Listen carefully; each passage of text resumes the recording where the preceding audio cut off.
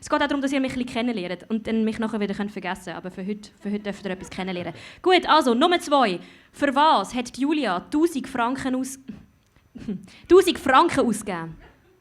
Für alle Füße von einem 1000-Füßler, weil es ist Black Friday-Aktion, 1 Franken pro Fuß. Was? Einmal im Hirn vom Joso leben. Es hat sehr viel Platz. Nein, warte schnell. Ich wollte sagen, ich habe ein grosses Gehirn, aber das ist ja... Egal.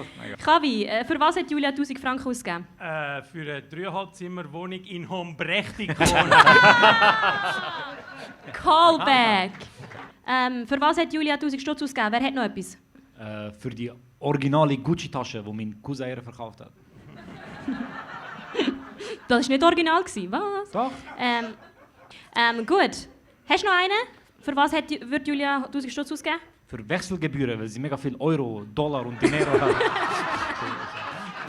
Hast nix sein!